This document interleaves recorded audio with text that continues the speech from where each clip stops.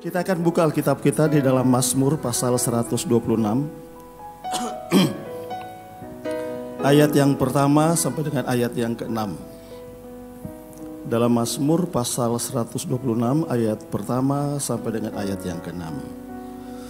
Kalau sudah dapat, mari kita akan membaca bersama-sama dalam Mazmur pasal 126 ayat pertama sampai dengan ayat yang ke-6. Sudah dapat ya? Baik, puji Tuhan. Dalam hitungan yang ketiga, 3, 2, 1. Nyanyian siara. Ketika Tuhan memulihkan keadaan Sion, keadaan kita seperti orang-orang yang bermimpi. Pada waktu itu mulut kita penuh dengan tertawa dan lidah kita dengan sorak-sorai. Pada waktu itu berkatalah orang di antara bangsa-bangsa, Tuhan telah melakukan perkara besar kepada orang-orang ini. Tuhan telah melakukan perkara besar kepada kita, maka kita bersukacita. Pulihkanlah keadaan kami ya Tuhan, seperti memulihkan batang air di tanah Negeb. Orang-orang yang menabur dengan mencucurkan air mata akan menuai dengan bersorak-sorai. Orang yang berjalan maju dengan menangis sambil menabur benih, pasti pulang dengan sorak-sorai sambil membawa berkas-berkasnya. Puji Tuhan. Yang menjadi pokok pemberitaan firman Tuhan pagi hari ini adalah dalam ayat yang ke-5 sampai dengan ayat yang ke-6. Saya akan membacakan kembali untuk kita semua. Orang yang menabur dengan mencucurkan air mata, orang yang berjalan maju dengan menangis sambil menabur benih, akan menuai dengan bersorak-sorai, pasti pulang dengan sorak-sorai sambil membawa berkas-berkasnya. Alkitab berkata orang-orang yang menabur dengan mencucurkan air mata, orang yang berjalan maju dengan menangis sambil menabur benih. Jadi Alkitab memberikan gambaran kepada kita bahwa ada orang-orang yang menabur dengan mencucurkan air mata, dan ada orang-orang yang berjalan maju dengan menangis sambil menabur. Menabur dengan mencucurkan air mata dan menabur sambil menangis. Pernahkah saudara menabur sambil menangis? Atau saudara melihat mamamu tanam bunga, waktu tanam bunga kalau dia menangis? Pernahkah saudara lihat petani tanam padi, waktu dia tanam padi, kemudian mencucurkan air mata? Atau seseorang menanam buah kelapa, dan pada waktu dia menanam buah kelapa, dia mencucurkan air mata?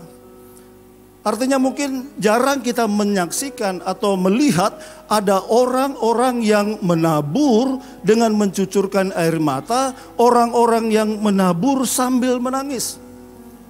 Sesungguhnya ungkapan ini merupakan bahasa metafora untuk menunjukkan, menggambarkan bahwa mereka yang di dalam Kristus, mereka yang di dalam Tuhan, ada orang-orang yang menabur sambil menangis. Artinya menabur dengan mengenyampingkan apa yang menjadi kepentingan mereka. Menabur dengan mengorbankan sesuatu untuk tujuan yang lebih besar.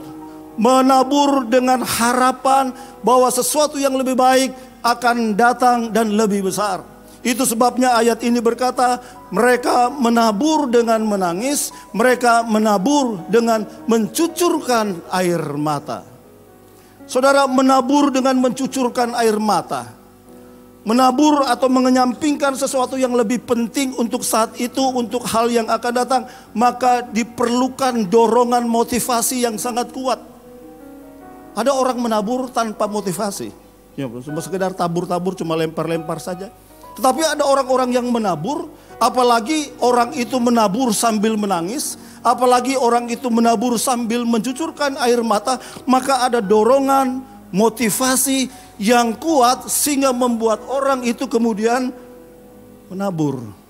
Dan waktu dia menabur, bahasa metaforanya, dia menabur sambil menangis, dia menabur sambil mencucurkan air mata.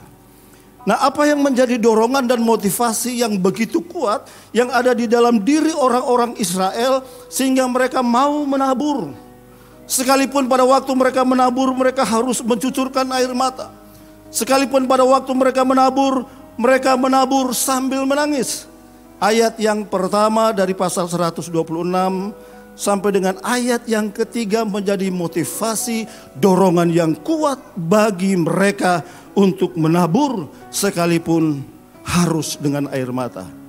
Ayat yang pertama dari Mazmur pasal 126 berkata demikian.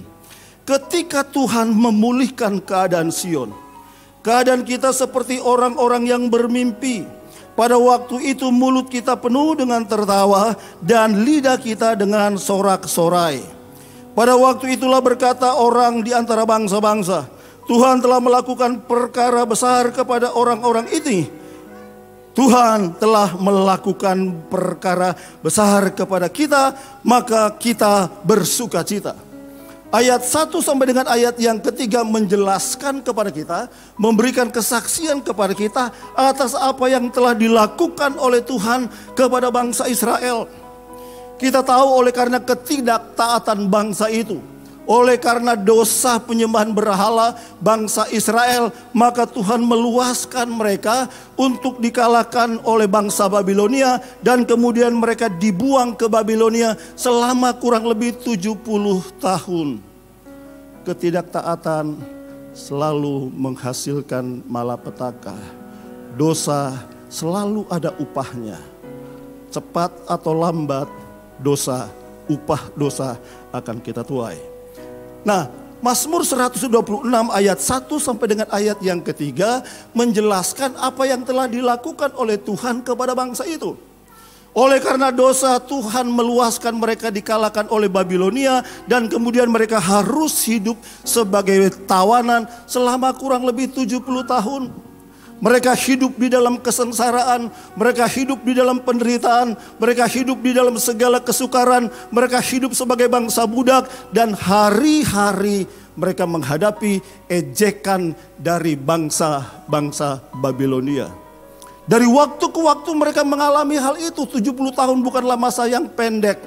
70 tahun adalah satu generasi di mana orang-orang Israel yang berdosa mengalami penderitaan di Babilonia. Tetapi kemudian kita membaca bagaimana Tuhan memulihkan bangsa itu.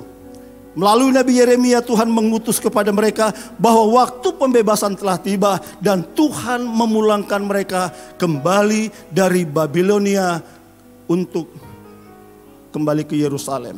Tuhan memulihkan mereka secara sempurna sehingga ketika mereka kembali dari pembuangan dan mendiami negeri yang dijanjikan itu, mereka merasa seperti sedang bermimpi. Apa yang diperbuat oleh Tuhan terhadap bangsa Israel menjadi kesaksian bagi bangsa-bangsa lain sehingga bangsa-bangsa lain berkata, wah betapa luar biasa dan hebatnya Tuhan Israel atas apa yang diperbuat terhadap bangsa itu. Mereka merasa seperti bermimpi oleh karena apa yang telah dibuat oleh Tuhan kepada bangsa itu. Ayat ini berbicara tentang pemulihan yang dilakukan oleh Tuhan kepada bangsa Israel di masa lalu.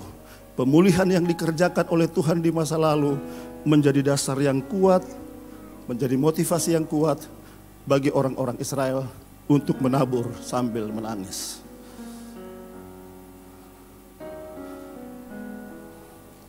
Jika Tuhan memulihkan keadaan, memulihkan bangsa Israel, maka sesungguhnya apa yang dilakukan oleh Tuhan di masa lalu terhadap bangsa Israel telah dilakukan juga oleh Kristus kepada kita.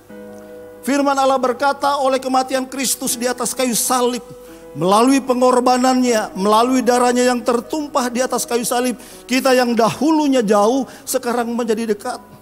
Kita yang dahulunya tertawan di bawah kuasa dosa dan menjadi hamba dosa, sekarang oleh iman kepada Allah kita dibenarkan bukan karena kebenaran kita, tetapi oleh karena kebenaran Kristus yang dikenakan kepada kita, sehingga kita menjadi manusia yang benar.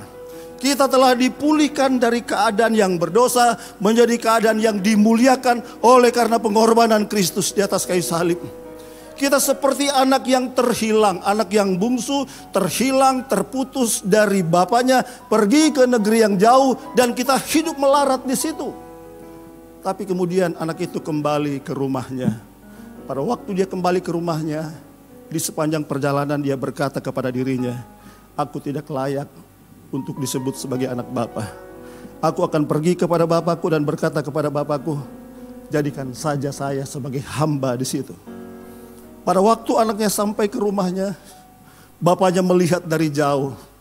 Bapaknya menunggu dan menanti satu kali waktu anaknya akan kembali. Sementara anaknya yang di jauh tertunduk lesu dan tidak berani datang, maka bapaknya berlari dan menyongsong. Anak itu hendak mengeluarkan kata-kata seperti yang ada di pikirannya. Tapi kata-kata itu hanya tersekat di tenggorokan. Sebelum dia mengatakan itu, bapaknya berkata kepada bujang-bujangnya, kepada seluruh isi rumahnya, lihat anakku telah kembali. Ambilkan jubah yang baru, ambilkan kasut yang baru, ambilkan cincin dan kenakan kepadanya, dan mari kita berpesta. Pada waktu anak itu berada di dalam pesta itu, saya percaya anak itu sepertinya sedang bermimpi. Dia merasa seolah-olah semuanya tidak pernah ada di dalam pikirannya, dan itu terjadi dan dia melihat semuanya itu. Bukankah itu yang kita alami ketika kita berada di luar Kristus dan kita menjadi anak Tuhan? Kita seperti sedang bermimpi. Kita merasa hidup kita kok seperti ini, dulu saya seperti ini, sekarang saya seperti ini. Ketika kita berada di dalam Kristus, kita meminta Tuhan untuk menolong kita ketika kita saat dalam keadaan sakit. Sakit yang mungkin tidak tersembuhkan, dan kita berdoa kepada Tuhan dan Tuhan memberikan jawaban. Dan kita seolah-olah sedang bermimpi bahwa Tuhan telah melakukan perkara besar di dalam kehidupan saya. Seolah-olah saya sedang bermimpi, dulu saya sedang berjuang untuk mencari pekerjaan, dan sekarang Tuhan memberikan saya pekerjaan yang sebelumnya tidak pernah saya bayangkan sama sekali. Saya seperti sedang bermimpi, kira-kira begitu. Sedang bermimpi Allah telah melakukan perkara-perkara besar, tetapi mimpi itu adalah real. Itulah yang dialami oleh orang-orang Israel ketika mereka kembali dari pembuangan. Itulah yang dialami oleh kita, yang menurut Efesus, kita ini diciptakan di dalam Kristus. Dipilih oleh Allah supaya kita melakukan perkara-perkara besar. Inilah yang menjadi motivasi dan dorongan bagi orang Israel yang telah kembali dari pembuangan. Pada waktu mereka kembali dari pembuangan, mereka tahu bahwa Allah telah melakukan perkara-perkara besar, dan perkara besar yang dilakukan oleh Allah kepada bangsa itu semuanya terkait dengan perjanjian yang dibuat oleh Allah kepada Abraham. Mereka percaya Allah mereka adalah Allah yang sanggup memulihkan. Mereka percaya bahwa perjanjian Allah adalah ya dan amin. Pada waktu mereka kembali dari pembuangan, dan Tuhan telah melakukan perkara besar di dalam kehidupan mereka, maka Tuhan mau mereka melakukan hal yang tidak biasa. Kalau sebelumnya mereka pernah menabur, tetapi sekarang Tuhan meminta mereka untuk melakukan hal yang luar biasa atau sesuatu yang tidak biasa, di mana mereka harus menabur lebih. Menabur dengan menyampingkan segala apa yang menjadi kepentingan mereka, dengan satu tujuan, supaya Tuhan dimuliakan. Itu sebabnya ayat ini berkata, mereka yang menabur dengan air mata, mereka yang menabur sambil menangis. Ayat itu memberikan kepastian, maka mereka pasti akan menuai. Amin. Apa maksudnya menabur dengan air mata? Saudara, beberapa waktu lalu ketika perang dunia pecah, ada banyak bangsa-bangsa yang mengalami kemiskinan, termasuk Amerika yang negara adidaya pada masa itu ketika perang dunia pecah dan kemudian selesai. Sisa-sisa perang membuat orang-orang Amerika, penduduk Amerika mengalami kemiskinan yang sangat luar biasa. Di antaranya ada satu keluarga yang cinta Tuhan juga terimbas dengan bencana kelaparan, sehingga mereka dari waktu ke waktu hidup di dalam kesusahan dan menderita kelaparan. Nah, untuk menghidupi keluarga, mereka terpaksa harus makan sup. Dan sup yang mereka makan, sup dengan beberapa sayuran, dan dagingnya daging kulit sepatu. Itu kesaksian. Kulit sepatu maksudnya bahan kulit yang akan dijadikan sepatu tapi belum menjadi sepatu, masih bisa dipakai untuk menjadi penyedap sop, dan mereka makan itu dari waktu ke waktu. Sampai satu kali waktu ketika anaknya sedang bermain-main, tiba-tiba anaknya tersesat di gudang. Dan di gudang itu dia melihat di dinding gudang ada satu karung kecil tergantung di situ. Penasaran, dia coba ambil. Pada waktu diambil ternyata dalam karung itu berisi gandum kurang lebih 3-4-5 kilo lah, kira-kira demikian. Waktu dia ambil gandum, hatinya langsung berbunga-bunga. Hari ini saya akan makan enak, kira-kira begitu. Jadi dia ambil gandumnya, dia lari cepat, dia sampaikan kepada bapaknya, "Pak, kita ada dapat harta karun. Hari ini torang semua akan makan enak. Kalau sebelumnya torang makan sepatu, hari ini torang benar-benar makan gandum." Dia perlihatkan gandum itu kepada bapaknya. Pada waktu bapaknya terima gandum itu, bapaknya dengan hati pedih, dengan berat berkata, "Nak, bulan depan musim hujan. Gandum ini torang simpan, nanti torang tanam bulan depan." Hari itu mereka tidak jadi makan enak. Menunggu bulan depan. Pada bulan depan bapaknya menabur gandum itu. Anaknya dari balik rumah memperhatikan bapaknya sambil mencucurkan air mata. Apakah air mata sendiri atau air mata hujan? Pokoknya ada air mata di situ. Dan anak itu menangis juga dari balik kaca. Di dalam kitab Filipi pasal 2 ayat pertama dan seterusnya berbicara tentang bagaimana orang-orang di Filipi harus menghidupi cara Kristus hidup. Dalam ayat itu kemudian dikatakan dalam keserupaannya dengan Allah, Kristus tidak mempertahankan dirinya, melainkan telah mengosongkan dirinya sedemikian rupa untuk menjadi hamba dan untuk menjadi taat. Supaya apa? Supaya dengan kematiannya di atas kayu salib, maka kita memperoleh kehidupan. Apa yang dikatakan oleh Paulus di dalam Filipi pasal 2 ayat 1 sampai dengan ayat yang selanjutnya menjelaskan penderitaan dan kesengsaraan Kristus. Kitab Yesaya berkata, dia seperti domba yang keluh dibawa ke pembantaian. Dia sebenarnya harus menanggung kutuk, kita yang harus menanggung kutuk, tetapi semuanya itu ditimpakan kepadanya. Dan Yesus berkata di dalam Injil Yohanes pasal 12, yang menunjuk dan bernubuat, yang menunjuk atau menubuatkan tentang kematiannya di masa yang akan datang, bahwa gandum ini, sebiji gandum ini adalah lebih baik jatuh ke tanah, sebab dengan jatuh ke tanah maka gandum itu akan menghasilkan buah. Dan Yesus sedang menunjuk kepada dirinya nubuat tentang kematiannya di beberapa waktu yang akan datang. Dan Alkitab berkata sepanjang hidup Yesus telah melakukan hal-hal yang luar biasa. Dia telah menabur kebaikan dan melakukan banyak hal. Dan puncak dari segala apa yang dilakukan oleh Kristus ketika dia berada di Taman Getsemani, di mana di situ dia mencucurkan air mata dan keringatnya bagaikan butir-butir darah. Apa yang dilakukan oleh Kristus merupakan bentuk di mana dia menabur supaya kita yang mati memperoleh kehidupan di dalam dia. Menabur sambil menangis, itu telah dilakukan oleh Kristus untuk kita. Seorang perempuan bernama Monica, cinta Tuhan, bapaknya juga cinta Tuhan. Bapaknya mempunyai sahabat dan Monica diminta untuk menikahi anak sahabatnya. Anak sahabatnya bernama Patrisius. Mereka kemudian menikah. Tapi Patrisius lahir dari keluarga yang tidak begitu cinta Tuhan. Keluarga itu lahir atau tumbuh dalam kekerasan, dalam gaya hidup yang tidak sesuai dengan aturan. Termasuk diantaranya Patrisius. Tetapi karena Monica taat kepada orang tua, Monica menikah dengan Patrisius.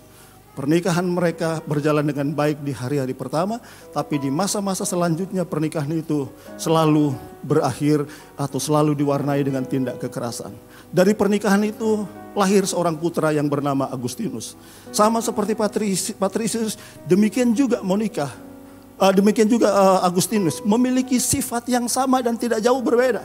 Jadi dengan demikian Monica harus berhadapan dengan dua pria yang gaya hidupnya tidak sesuai dengan aturan Tuhan. Hari-hari dia harus menanggung sakit hati. Hari-hari dia harus menanggung penderitaan akibat perilaku kedua orang pria yang berada di dalam rumahnya. Tapi Monica percaya atas apa yang dibuat oleh Tuhan di dalam kehidupannya. Sebagaimana Tuhan mengubah kehidupannya. Sebagaimana Tuhan mempunyai kesanggupan untuk mengubah setiap orang. Demikian juga dia percaya bahwa Tuhan sanggup mengubah hati suaminya dan mengubah hati anaknya. Yang dilakukan oleh Monica setiap hari ketika suami dan anaknya pergi adalah berdoa dengan menangis. Setiap hari di muka pintu rumah dengan penuh kesetiaan tanpa henti dia menangis dan mencucurkan air mata. Paulus di dalam kitab Korintus, di dalam kitab Kisah Para Rasul pasal 20 Dalam ayat itu dikatakan terhadap orang-orang Efesus dalam perpisahannya dengan orang-orang di Efesus. Dia berkata, dalam pelayanan itu aku banyak mencucurkan air mata. Artinya Paulus bersaksi kepada orang-orang percaya di Efesus dalam usahanya untuk mengabarkan Injil. Dia tidak pernah lalai sedikit pun. Dia berkata, emas dan perak tidak pernah kuingini, tetapi yang kulakukan adalah bekerja keras. Dan dalam pelayanan itu aku banyak mencucurkan air mata. Ketika Abraham diminta oleh Tuhan untuk mempersembahkan Ishak, saya percaya di dalam kitab Kejadian pasal 22 ayat yang pertama ketika Tuhan berfirman kepada Ishak, kepada Abraham, Abraham persembahkanlah anakmu yang tunggal Ishak itu. Maka Abraham dengan penuh kesetiaan kepada Allah membawa Ishak ke Bukit Moria untuk dipersembahkan. Di atas mezbah itu saya percaya Abraham sambil menangis dan memegang pisau hendak menancapkan pisau itu kepada Ishak.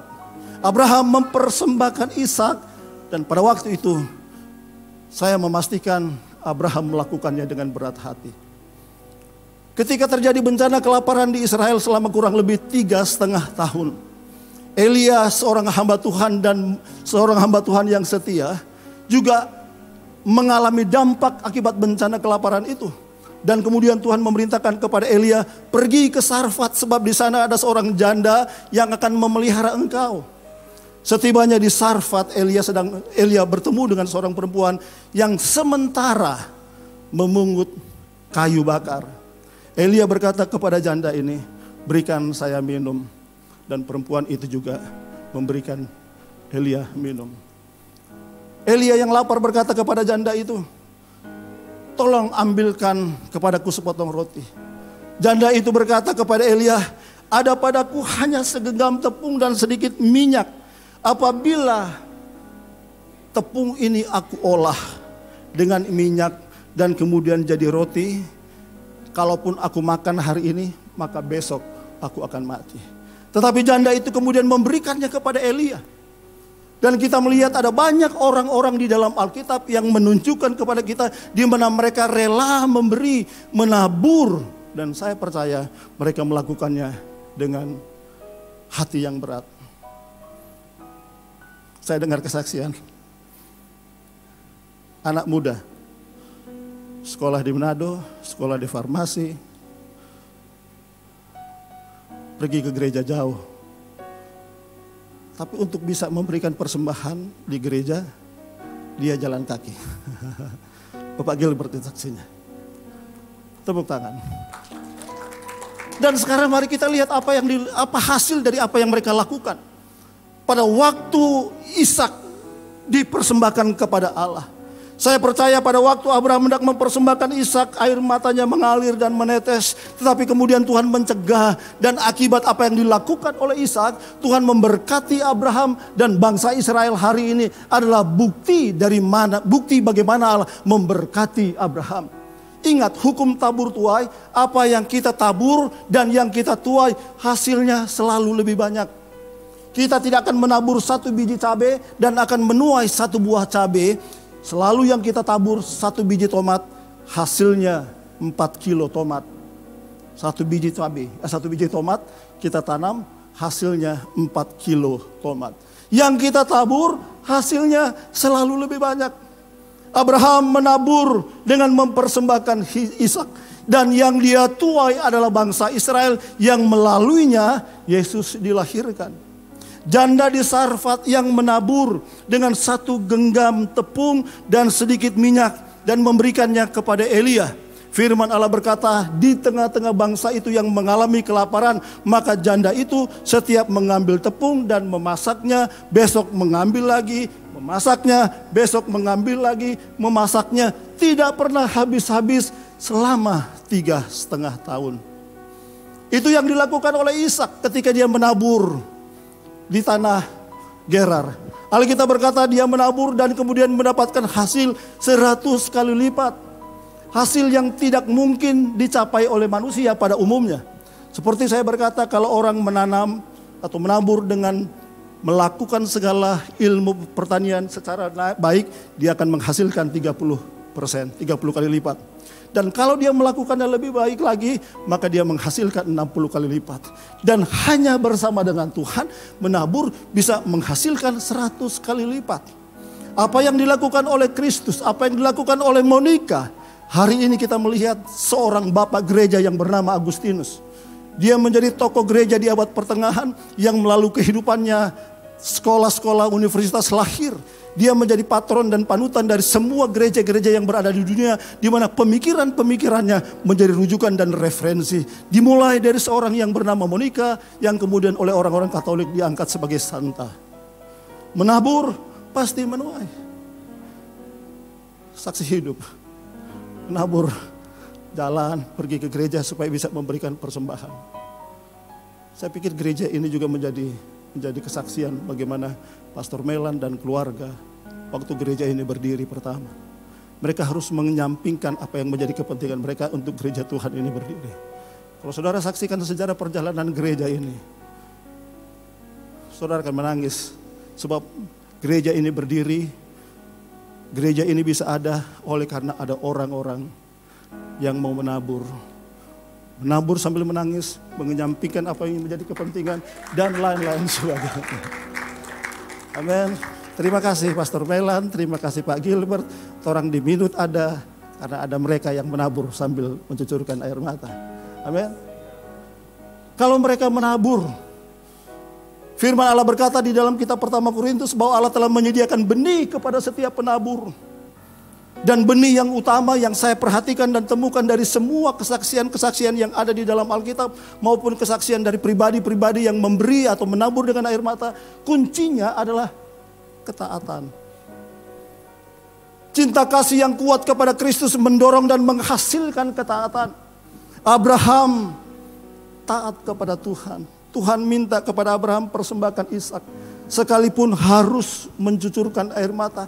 Tetapi karena Tuhan yang meminta, Abraham taat. Janda di Sarfat, sekalipun itu milik satu-satunya yang mungkin kalau itu diberikan dia akan mengalami malapetaka dan kematian. Tetapi karena Nabi yang memintanya, karena Tuhan yang memintanya, dia taat.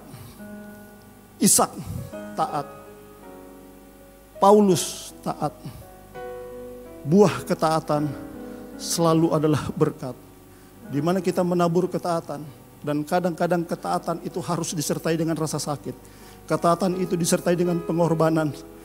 Tetapi saudara akan menuai hasil yang berlipat-lipat. Hasil yang membuat kita merasa kita seperti sedang bermimpi. Membandingkan ketika MCM berdiri pertama kalinya dengan hari ini, saya sepertinya juga sedang bermimpi. MCM sekarang sudah ada di Minut, sudah ada di Bitung, sudah ada di Mitra, dan dalam waktu di Tomohon, dan dalam beberapa waktu saya percaya Tuhan masih mau melakukan perkara-perkara besar. Itulah yang dilakukan oleh Tuhan, dan saya percaya gereja ini juga ada dan kuat sampai hari ini. Bukan cuma Pastor Melan, para diaken dan jemaat Tuhan yang telah menabur, mengorbankan, mencucurkan dengan air mata, dan percaya kita akan menuai dengan penuh sorak-sorai sukacita. Amin.